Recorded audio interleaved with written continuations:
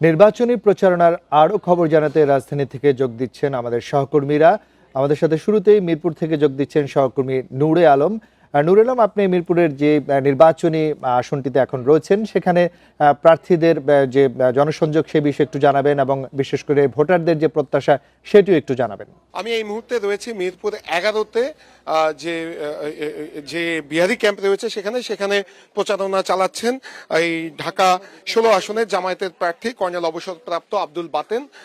তিনি এখানকার মানুষের কাছে যাচ্ছেন এবং এখানকার মানুষেরা যেটি বলছে যে তাদের একটাই দাবি, তাদেরকে পুনর্বাসন করতে হবে। এই এলাকায় অন্যতম বড় সমস্যা মাদক সমস্যা, সেই সমস্যা দূর করার ও প্রতিশ্রুতি দিচ্ছেন এই জামাতের প্রার্থী।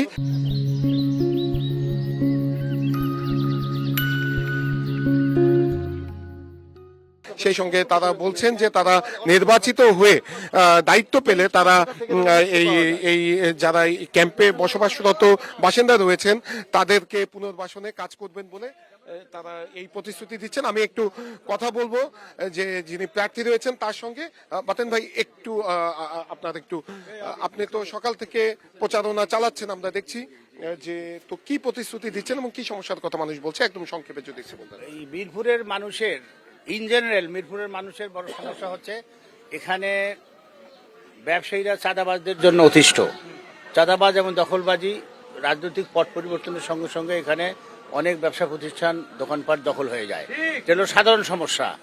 আর মিরপুরে এই প্রায় আমি যতটুকু জানি 26টা ক্যাম্পে প্রায় 3.5-4 লক্ষ উর্দুভাষী বসবাস করে।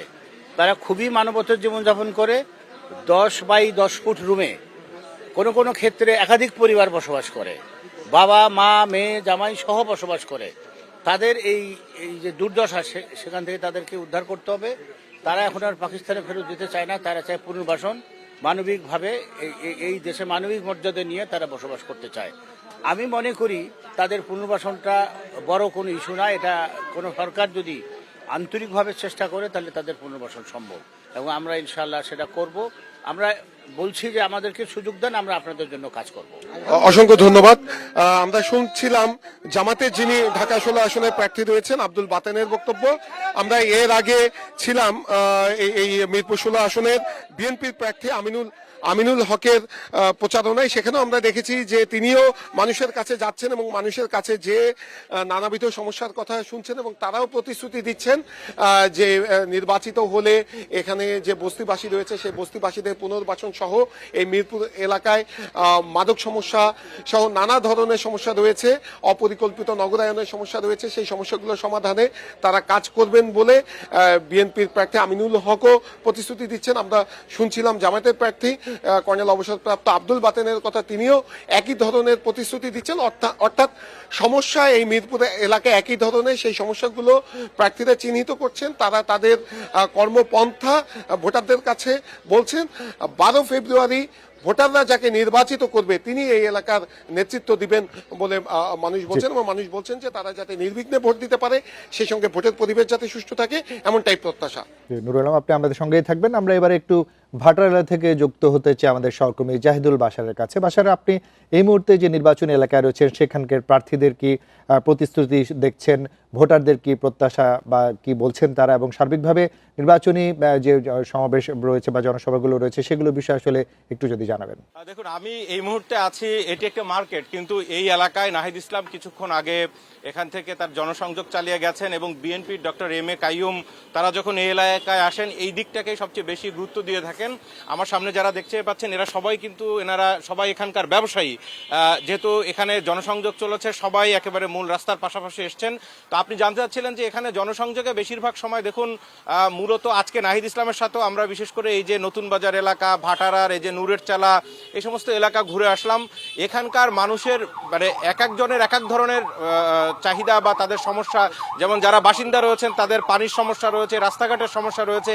কিন্তু যে মার্কেটটাতে এই মুহূর্তে আছি তারা আমাদেরকে বলছিলেন, এবং তারা বলছেন যে আগামীতে 12ই ফেব্রুয়ারির ভোটে সবচেয়ে এই বিষয়টাকে তারা গুরুত্ব দিবেন। এখানের ব্যবসায়ীরা বলছেন যে বিগত সরকারের সময় তারা চাঁদাবাজি এবং বিশেষ করে এখানে প্রশাসনিক চাঁদাবাজিও ব্যাপকভাবে চলেছে।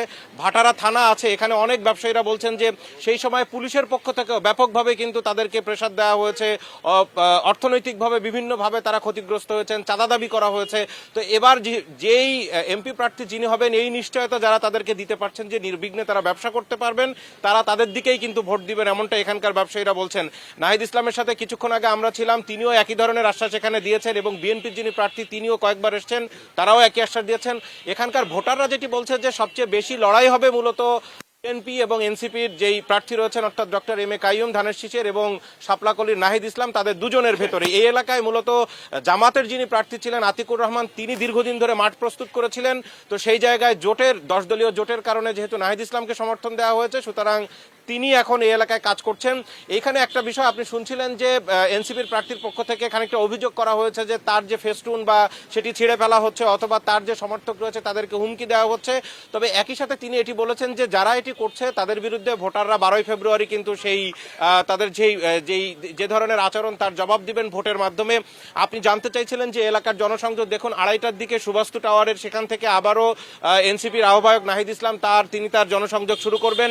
আর আরেকটি বিষয়, ভোটারদের ভিতরে দেখুন এবার প্রচারণায় খানিকটা কিন্তু নতুনত্ব আসছে। অন্য সময় আমরা যেটি দেখি যে এলাকার দিকে বা রাস্তাঘাটে তাকালে প্রচুর ব্যানার ফেস্টুনে ভরপুর, মানে একেবারে বোঝাই যায় যে নির্বাচনের মুহূর্তে। এবার যেহেতু নির্বাচন কমিশনের নতুন ধরনের এবার বিধান করা হয়েছে, তো সেই হিসেবে রাস্তাঘাটে অত বেশি ব্যানার ফেস্টুন পোস্টার তো নেই, কারণ সেটি নিষিদ্ধ। তো সেই জায়গা থেকে ওইভাবে বোঝানো গেল মানুষজন কিন্তু সচেতন।